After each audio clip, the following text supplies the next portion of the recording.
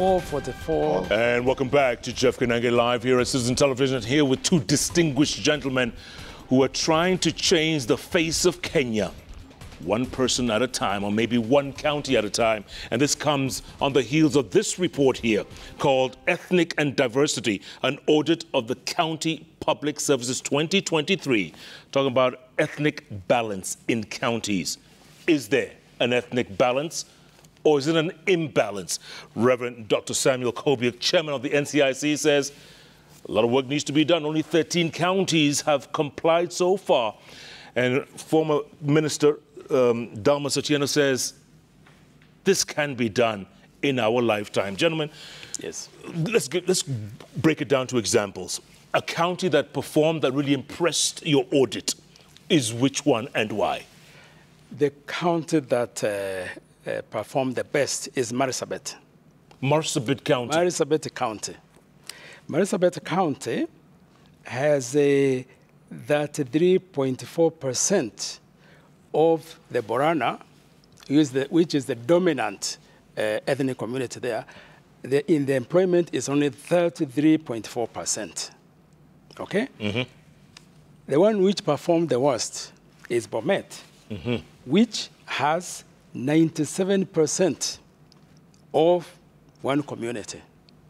Okay? So that's, that's from the top to the bottom. Yeah. Now, the best performing was Marsabit, followed by Lamu, then Tana River, then in Nairobi, Mombasa, number 6 in Nakuru, number 7 is Isiolo, number 8 Trans Nzoia, number 9 Busia, number 10 Embu, number 11 Taita Taveta, number 12 Tharaka Nithi, and number 13 Narok. Kiambu was nowhere near there? Kiambu was nowhere near there. Meru was nowhere near there. I don't want to say it now. Yes. And Nyanza nowhere near there? When... Siaya, Homa Bay... Siaya, Homa Bay, Kisumu... Makori? They are not there. Goodness. Nyeri is not there. Okay, let me play devil's advocate for a moment, Waziri here. Right. The first four that were mentioned, Marsabit, Lamu, Tana River... Nairobi. Okay, forget Nairobi. Those first three. Those are empty counties. They have no qualified people. They're looking for people to fill gaps. Let's face that. Yes or no? True. So it's only fair that Marsabit employs, non-Marsabitians. Now, it is because it is obvious there. But even in the other counties that have not complied, it is not obvious. But definitely there are better Kenyans that should have been taken in those counties, but were not taken.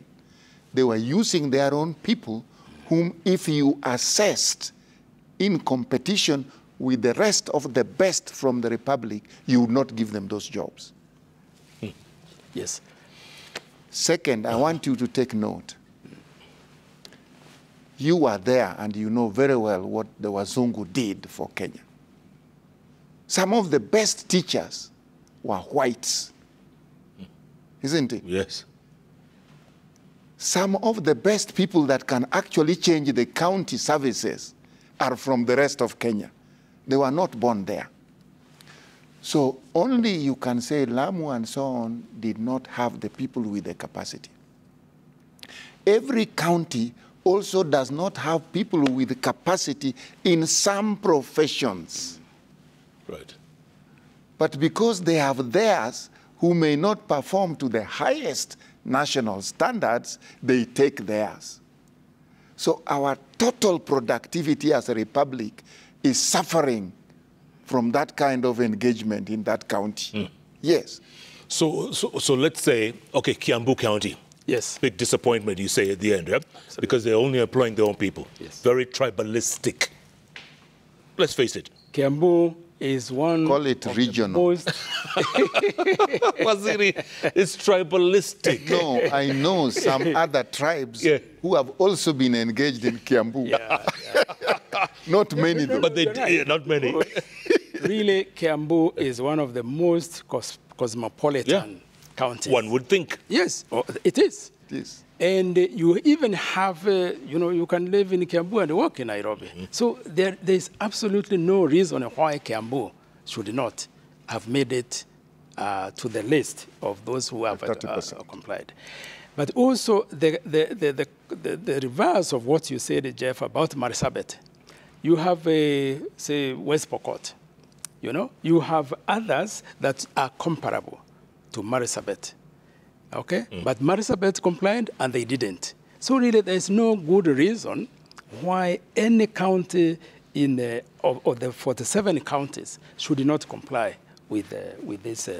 Okay, so since they did so well, yeah, why not have an incentive, like a reward system for these counties performing so well? Yes, and we have.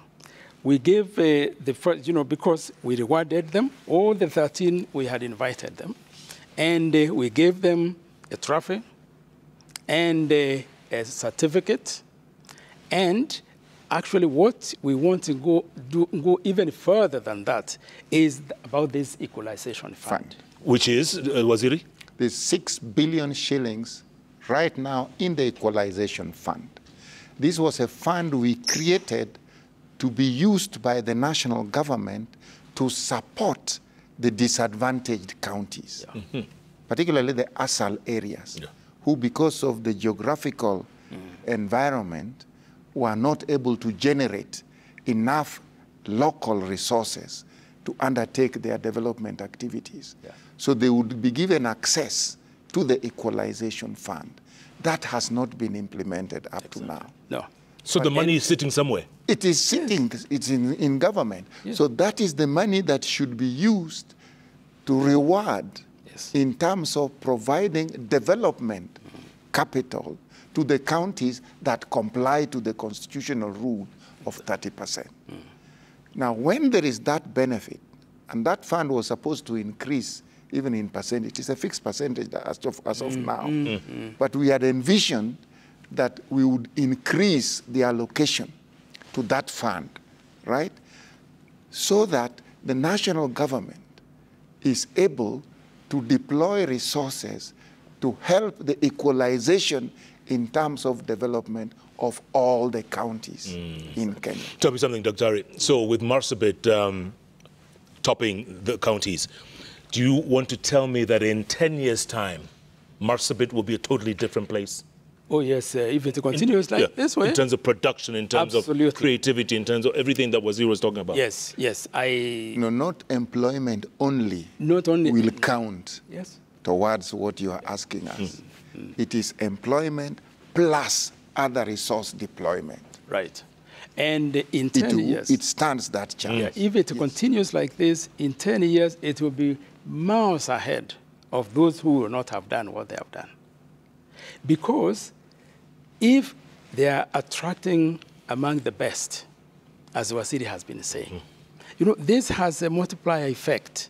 In fact, you will see in many places, especially townships, many townships that remain just among themselves, in most cases, they are retarded. Once they open up and you have people from other places coming there, they begin to grow. And this I can say about my very township, Kianjai, in Meru. For a long time, the people there did not want, in fact, they didn't allow others to come. You come, within a short time, you are beaten up and you run away.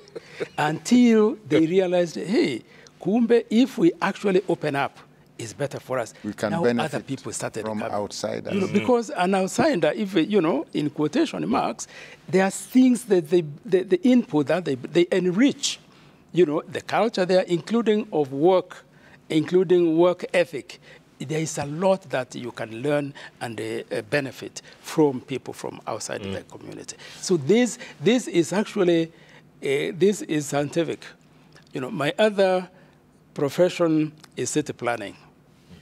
And in the theory of city development, location theory, and all other parameters and required for a place to grow, it must open up.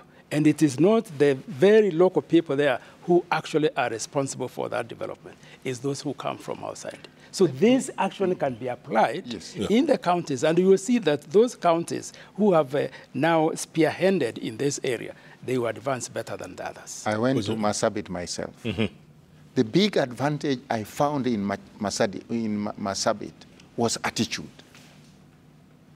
Way back, the attitude in Marsabit is they wanted the best. They identified the challenges which they were facing as a county. After identifying the challenges, they were able to figure out how to implement their management, the management of their county, in such a way that they will overcome those challenges. Then they made a decision. We want the best from the rest of Kenya to come and work with us in achieving our objectives.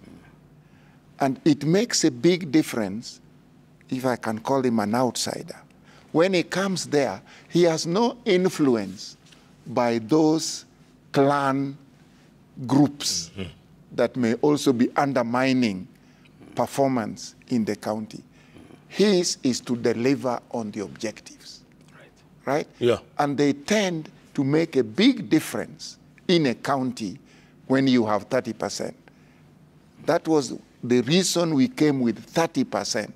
We needed a significant number to be effective in overcoming domestic clan feelings. Yes, absolutely. Which in many ways undermine productivity in the county. Waziri, without knowing. Are we mature enough to do that? There is nobody in the world more mature than Kenyans in implementing any sound policies. Absolutely. Let me also, Jeff, mention the most improved counties.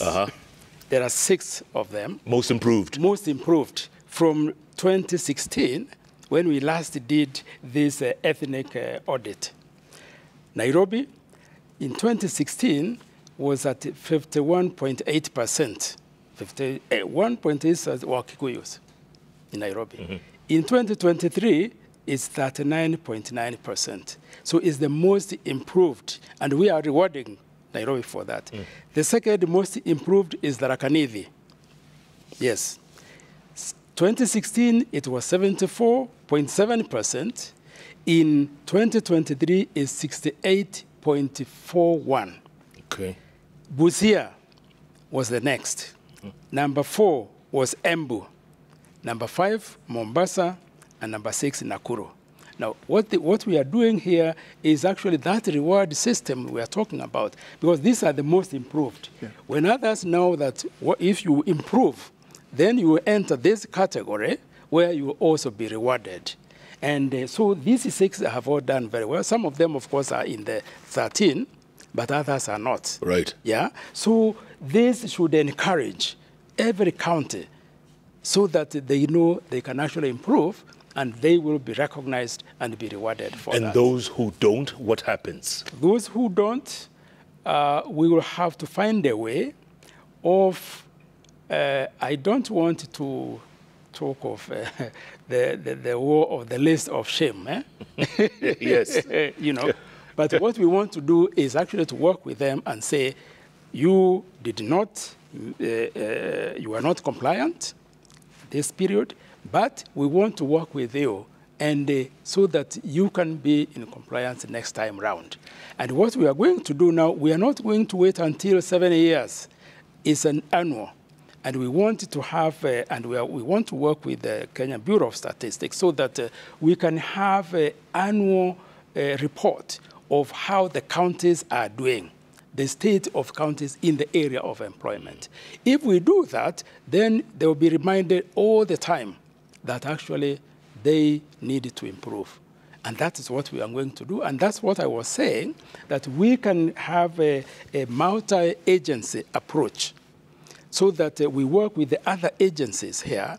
And because there are those who will help them in areas of because Mheshimiwa, the Waziri has been saying, well, how do you, what did you call it? The three areas, Yeah, performance, productivity, competitiveness. That's right. Because those are the three those are the criteria we can use in helping them to improve. Jeff, I can mention also, yes, the counties that are very far from in compliance, it was not deliberate. It is just that they didn't have the objective. So they were just employing the people. This is our county. These are our people. We employ them. They did not have the objective of complying with the 30% constitutional provision. If they had the objective, they would have had no difficulty achieving that 30%. But now that this is being brought up in places like this, in reviews and reports like what Kobe have been doing, all those governors are capable of achieving the 30%. Yes. By bringing Kenyan expatriates that's exactly it. into their county. Yes. But taking the best yes. from the rest of Kenya into their county, and even giving them leadership objectives in the sections yes. they are deployed into in the county, so that the county can achieve the best results. Tell me something, Waziri, real quick. So I'm glad you mentioned that word expat, because when you're employed as an expat, yes. you expect to be paid as an expat. Yes. Will the pay grade be commensurate with, the area? And I'm relocating from Kiambu to Marsabit, right? I have to, it has, the lifestyle has to fit. There is already an objective that pay levels in the counties and pay levels at national level, national government, will not be very different. Yeah. So any professional working in a county and the same equivalent professional working at national level, their pay and reward system would be fairly close as we develop and enhance the resource levels that reach the counties. So this accountant in Marsabit, yes, will earn the same as an accountant in Nairobi? Not exactly the same, but comparable. Yes. Fairly comparable. Wow. Comparable. Yes. And on top of that, we could find a way of, compensating them for, yes. because as we say, they have to relocate. To relocate. Yeah. Transport. All this can be taken into consideration. And I think if this is done as a package, then it will be even more attractive. And there will be many who will be looking forward to going to work in other counties. By the way, you were talking about earlier on, the road from Nairobi through Meru, Isiolo, Marsabit, Moyale, that has been a game changer. It's been a game changer. Big one. This is really, I think is the best road today in the country. And now you can see the traffic, okay? And what is going to happen is also at every 50 kilometers or something like that, there's a township that is developing there. So this will actually be will attract people from other places, and at the same time development, because these are like growth centers. You have growth centers every so many kilometers all the way to Marsabit and to Moyale, and this is good. But what is even more significant here is that this is within the Lapset corridor. And the Lapset corridor is this is going to transform both economically and socially. Is going to transform this area completely. Same with the road from Garissa to Wajir up to Mandera. Yes. The road from Isiolo to Marsabit. I went there together with the team just to look at the road because somebody was saying it is too expensive to build. The bridges were too big. I said, what are you talking? Are you talking about an area in Kenya or an area in Ethiopia? They say, it's an area in Kenya. Twende huko. So we went to a number of spots on that road and passed a resolution that money must be available to do this road up to Marsabit and then to connect from Marsabit up to Mandera. Yeah. Right And it up to, and it happened. Yes. No, people stopped talking of expensive. As I don't want to hear expensive. Exactly. I know the service that we would be getting from the road. Exactly. So the cost versus the service is the basis of making a decision, not the volume of shillings that you would be spending to do the road. Yes. That's right. One of the recommendations that we are making to the counties is to look into infrastructure.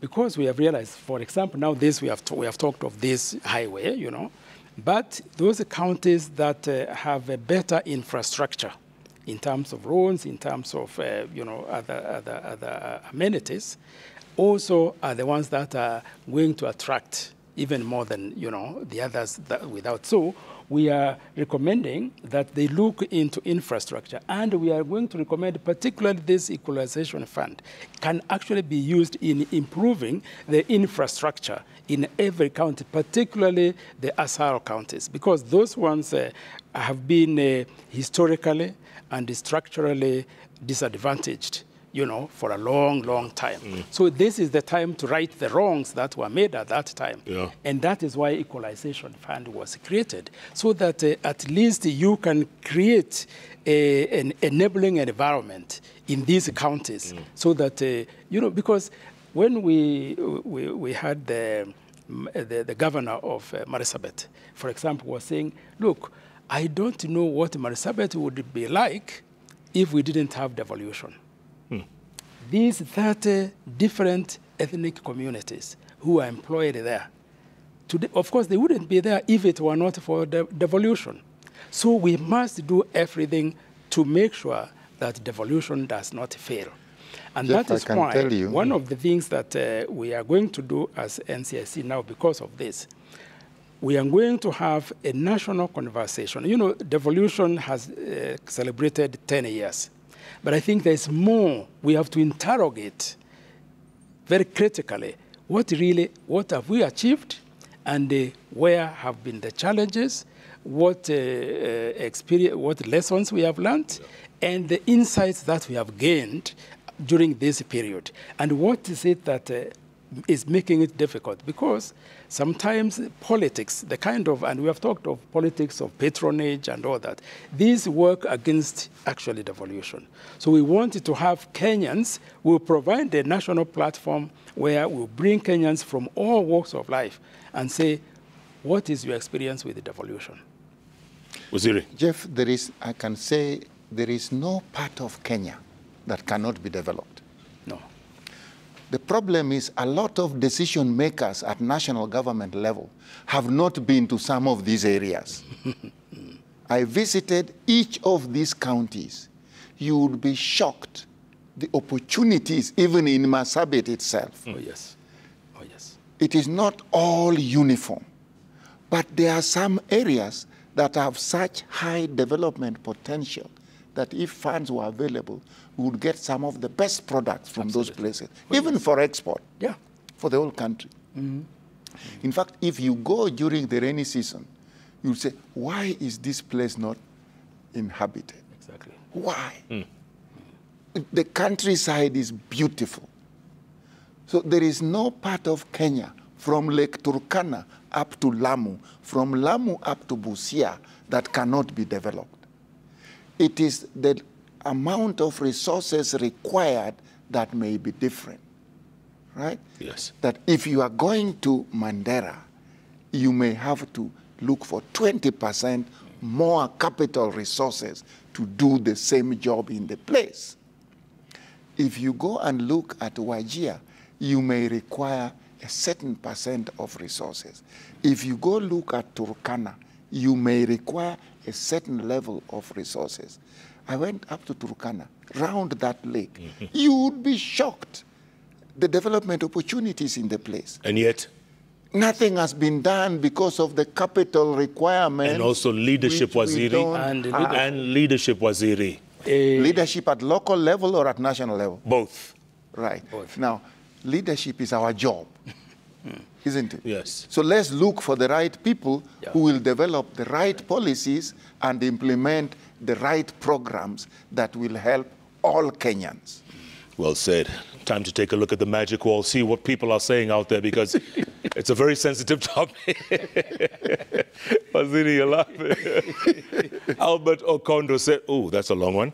I believe these two individuals have the capacity to address my concerns as a Kenyan. One, in light of the observed regional imbalance in government appointments, how do you assess its impact on national unity, and what measures would you recommend to ensure a more inclusive representation among communities? Let's answer that one first before and take a breath. How do you assess its impact in light of the imbalance in government appointments? Reverend Doctor. The next audit that we are going to do is of national institutions like universities, etc. And then finally, the national government. And this is where we'll now begin really to see whether what is at the county level is reflected at the national level. And from there is when I think Albert, yes, the one who is asking, assess its impact on national unity. On national unity and the cohesion, that really is where, as we have been saying, if we have that, deal with that imbalance, it will definitely improve the unity, cohesion, and the let me say that richness of the 30% who are coming from the rest of Kenya into a particular county, right? Yeah. They are bringing in an attitude that you in your county belong to Kenya. That's right. We are coming from the rest of the country to work with you to accelerate your development programs in your county. Right. Definitely, the people in the county will be made to think of Kenya as a whole. And the people from the rest of Kenya will be made to think of the disadvantaged conditions on the ground in the county which they go. That way, all the staff that we'll be sending to the different counties, mind you, they may be working in the county for 3 years. The next 3 years, they could be at national government. That's right. The national attitude towards the development in Kenya will change considerably. And that automatically comes with national unity. Right. And you know, hold on, the second point here, considering the current scenario where certain communities seem to disproportionately hold government positions, how can we foster a fair and equitable distribution of roles to promote diversity and equal participation in governance? And that's been a long-standing question, that two ethnic communities dominate at national level. It is what it is. Yeah, but you know, employment was not always on performance basis, on productivity basis, on efficiency at all. There is a lot of favoritism in employment. So you felt like it was your duty as Jeff to give your brother a job in Citizen. Yes. Right? Right. That is how we took it before. But that is because we are not looking at Kenya as a country in competition also with the rest of the world. And until we use our best in the positions they are best qualified for, we will not be competitive globally. And being competitive globally, if we don't, we will continue to import more and more into Kenya instead of producing what we can from every county for export to the rest of Kenya and to the rest of the world. It can be done once the objective is accepted and believed in. We have Kenyans capable. Yeah, and on top of that, you know, when we talk of employment, you know, jobs and all that, as reflecting political patronage. You know, because that is the person who is being employed is not because they are best suited there, but it's because of political, you know, they have the political capital. Correct. Is what is being considered. This is where we have to change. And that's, you know, we have talked of changing mindset. You know, when we say the change mindset, that leads to impact. But it shouldn't be left at level of impact. It should go to behavior change. this is really where now we are going to see that we will be better off if we are more diversified in employment and not only in two dominant communities. Absolutely. Washika Ken says, ask the panelists, don't they think employees from the local ethnicity are likely to work hard for their own counties, unlike when you bring in outsiders? The answer is simple. The employees from within the county are there and are working for their county anyway. The 30% from outside are coming to support their programs for their county. They are bringing in the expertise that they may not have. It is them who will identify the expertise that they need from outside to be supportive of their work. So they are supposed to do exactly that anyway, to work in their counties. But we made a decision that in the national interest, we will make available to them up to 30% at least. They can do more.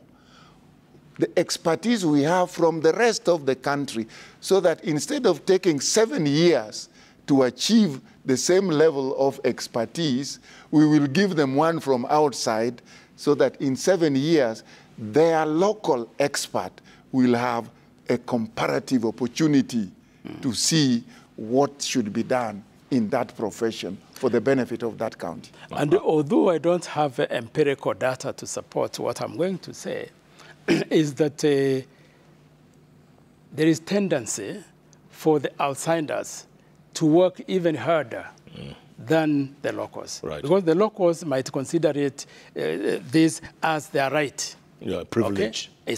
It's a right, Yeah. you know, it's an entitlement. Correct. Whereas those who were non-locals, they know that this is really the job that they do. And in many cases, these are the ones who work even better because the local ones might be involved in so many other things that their performance might not actually be as good. But the local ones might be jealous of these other ones because these ones, yes, that also vice does versa. happen. Yes. Yes, and that is where now when we come together like that as Kenyans, this is where we learn from each other.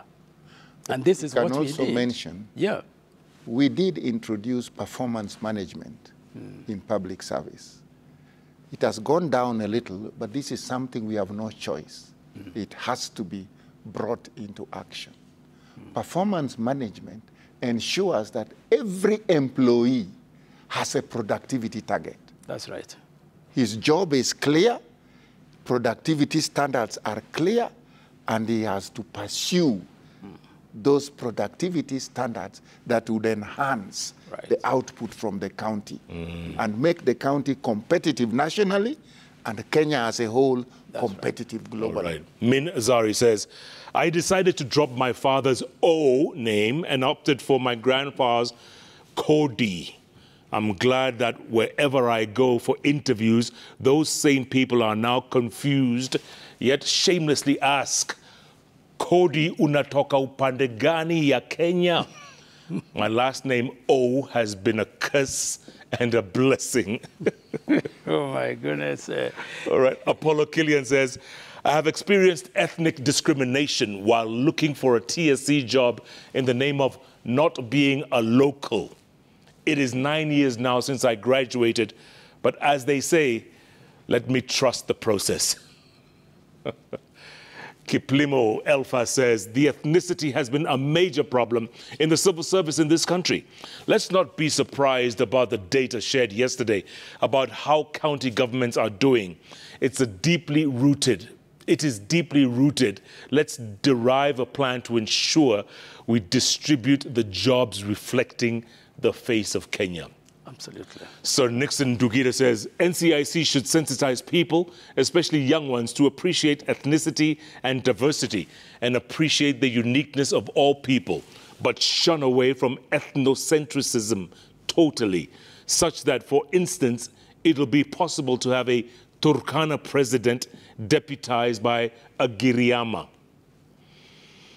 Hilary Ann says, my unbridled view is that there is perfectly nothing wrong with the majority of labor force coming from a particular ethnic grouping if they are the dominant grouping in such a locality.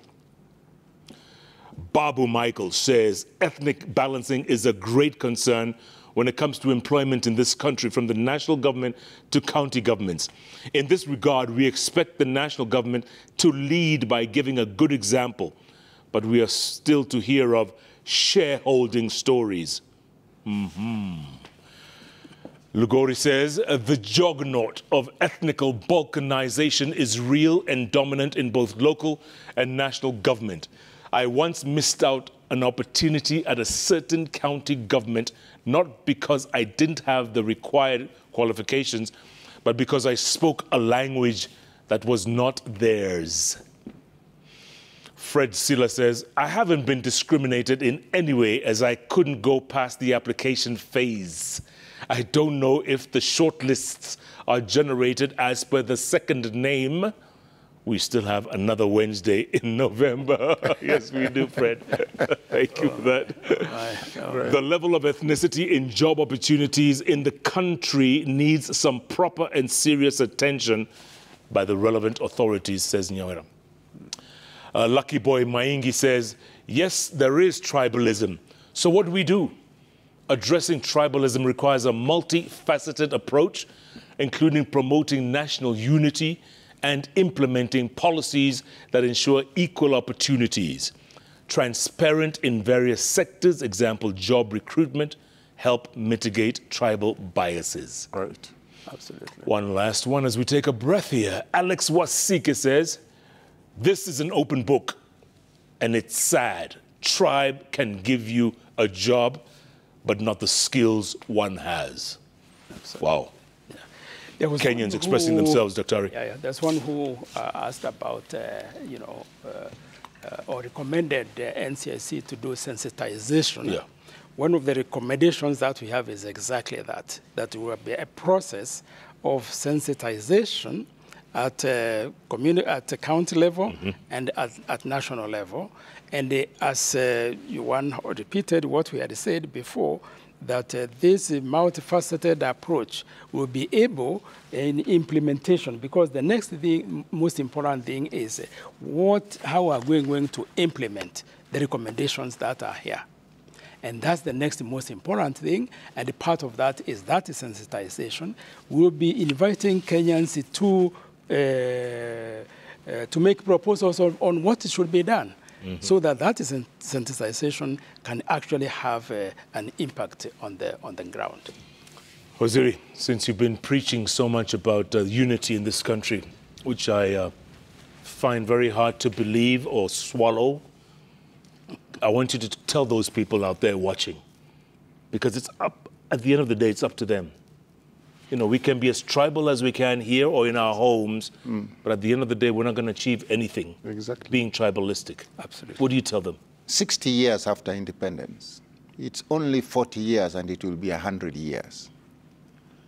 We must believe that we have reached a level where localization cannot be our priority.